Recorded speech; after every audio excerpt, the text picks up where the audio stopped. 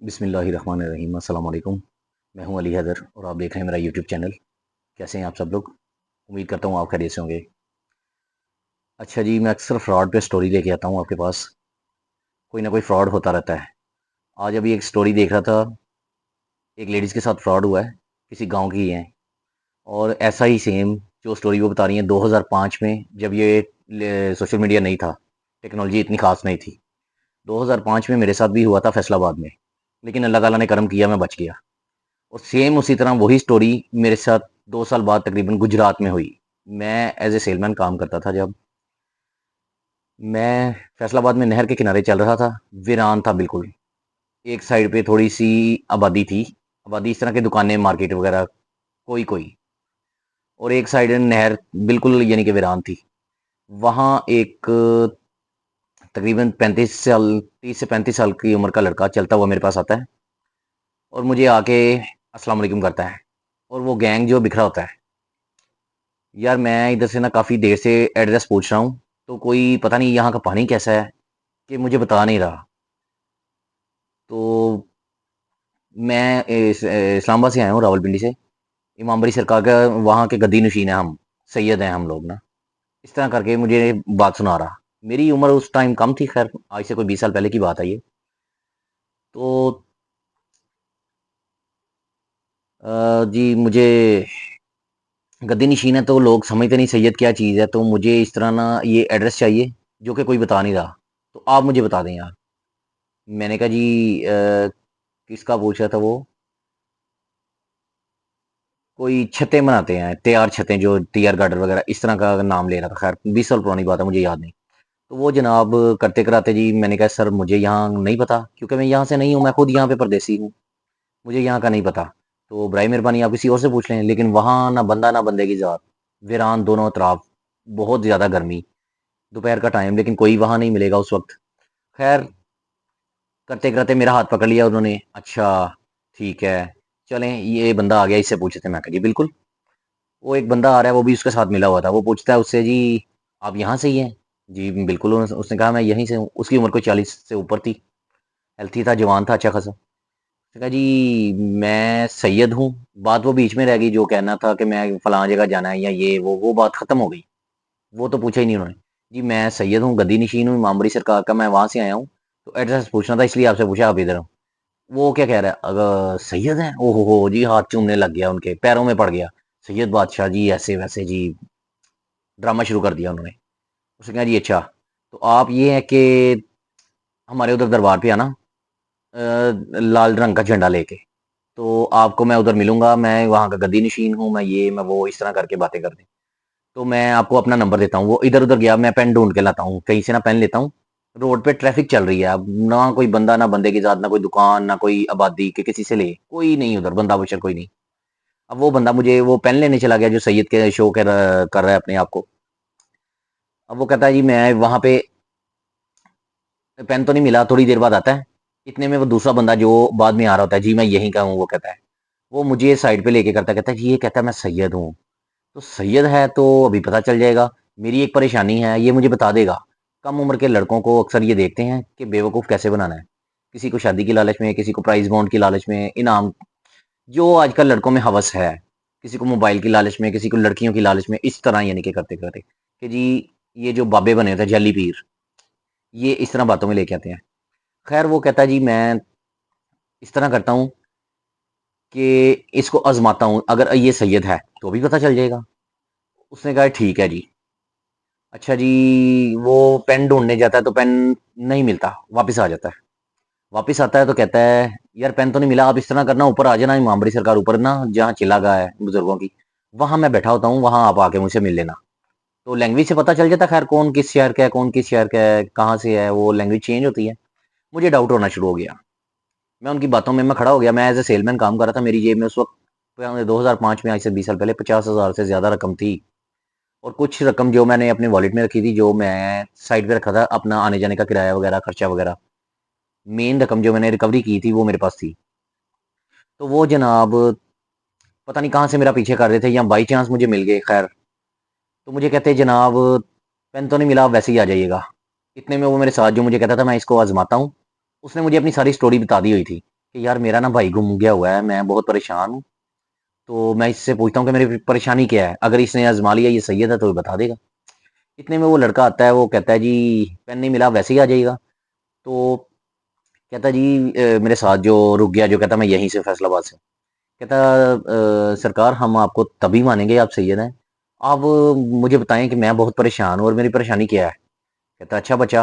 वो उसका हाथ पकड़ता है, उसके माथे पे सर पे हाथ रखता है, कहता है जी आपका नाम क्या है। अब वो कहता है जी मेरा नाम कासिम है।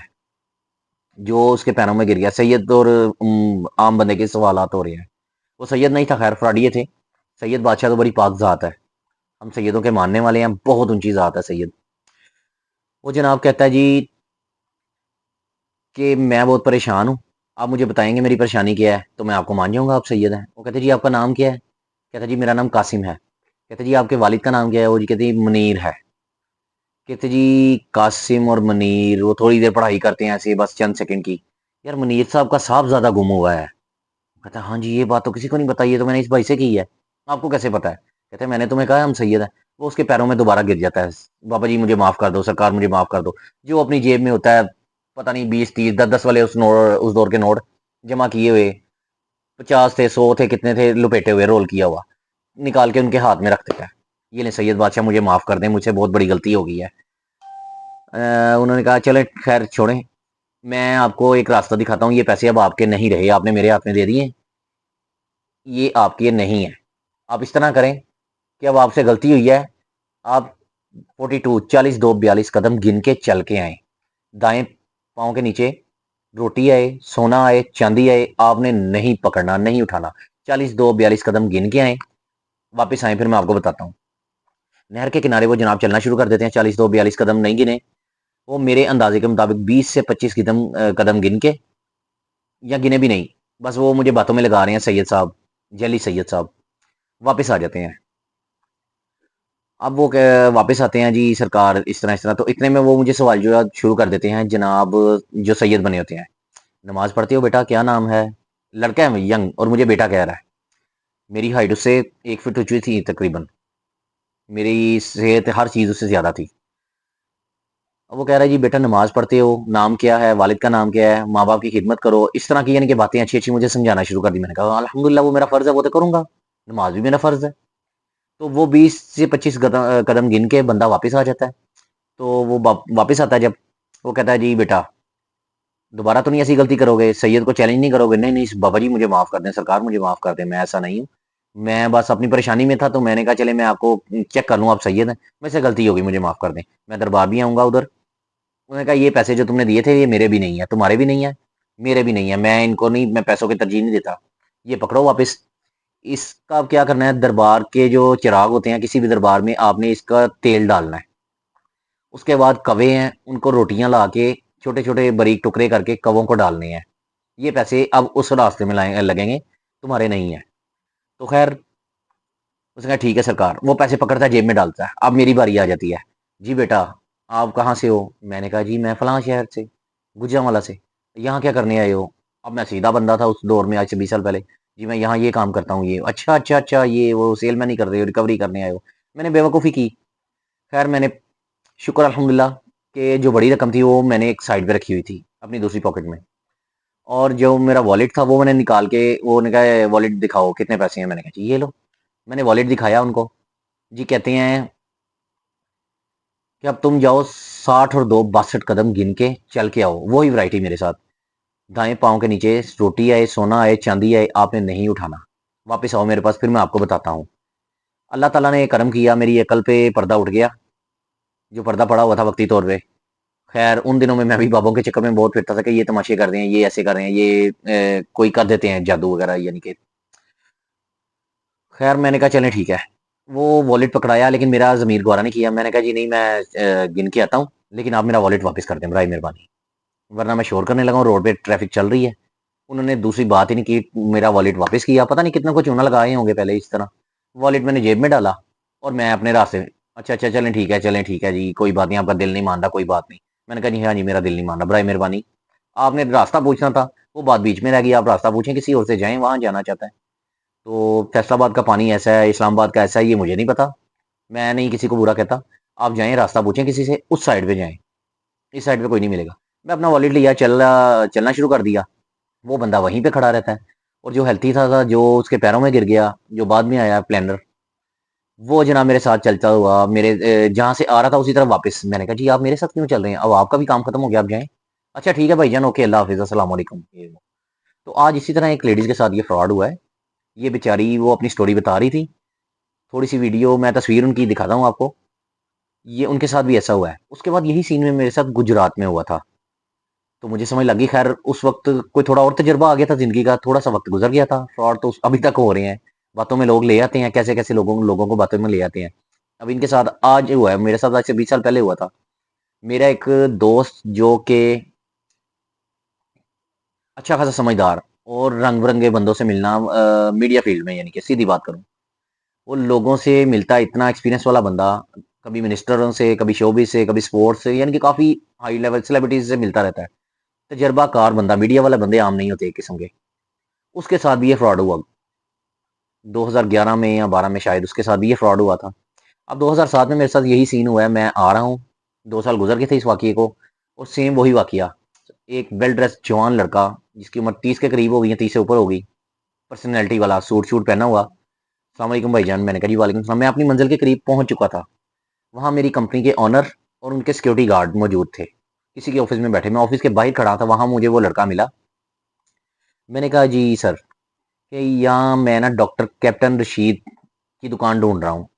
वो क्लिनिक कहाँ है उनका? मैं वहाँ जाना चाह रहा हूँ। कोई सीधे मुँह बात ही नहीं करता। असल में मैं ना गद्दी नशीन हूँ, इस्लामाबाद में इमाम बड़ी सरकार उनका साहबज़ादा। मैंने कहा ठीक है सर। तो मैंने कहा सर सॉरी, मेरे पास टाइम भी नहीं है और मैं यहाँ का भी नहीं हूँ, मुझे इजाज़त दें। मेरे हाथ में सामान पकड़ा हुआ था और कैश भी था।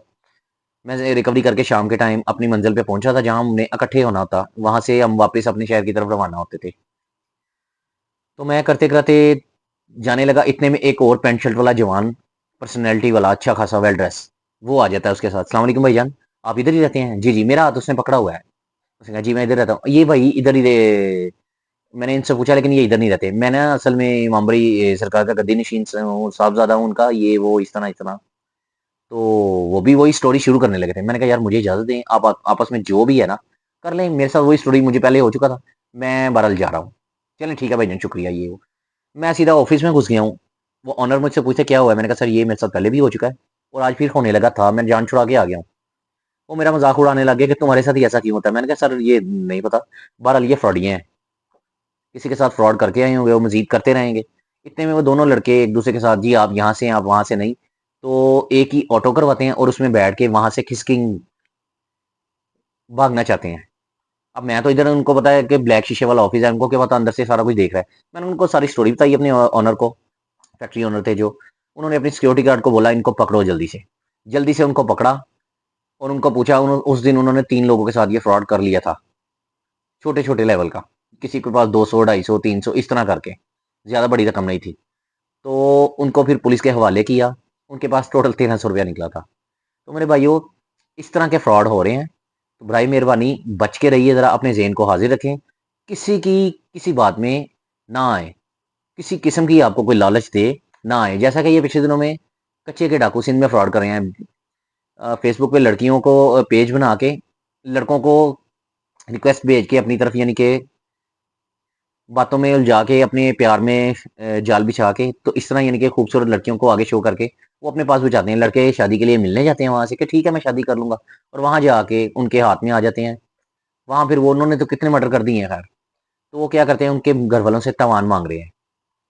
तो किसी के पास होता है, किसी के पास नहीं। उनके लिए बंदा मारना कोई काम नहीं। कितनी डेड बॉडियां भी उधर से मिली, कितने लोगों को उन्होंने मार भी दिया। काफ़ी नुकसानात हुए। कई ट्रांसपोर्टर जो हैं, ड्राइवर वगैरह हैं, उनको अगवा किया, ले गए, तवान मांगा, मिला ठीक है, नहीं तो काट दिया। तो ये हो रहा है आजकल, बहुत से किस्म के फ्रॉड हैं। बराए मेहरबानी अपने दिमाग को हाजिर रखें, मेरे जैसे ना बने। काफ़ी मेरे साथ और भी हो चुके हैं, काफ़ी ऐसे दुनिया मैंने देखे हैं, बहुत से फ्रॉड हैं। तो ये चीज़ है, ये मैं लेडीज़ के साथ में तस्वीर लगाऊंगा, आपको दिखाता रहूंगा इनके साथ तो क्या हुआ है। तो बराए मेहरबानी किसी की बातों में ना आए, किसी के फ्रॉड में ना आए। जो आपके नसीब में अल्लाह ताला ने आपको अता करना है। तो अपना बहुत सारा ख्याल रखिएगा। इस तरह फिर कोई ना कोई स्टोरी लेके मैं आपके पास हाँ, हाजिर होता रहूँगा। बहुत शुक्रिया जी। जज़ाकल्लाह। अस्सलाम वालेकुम।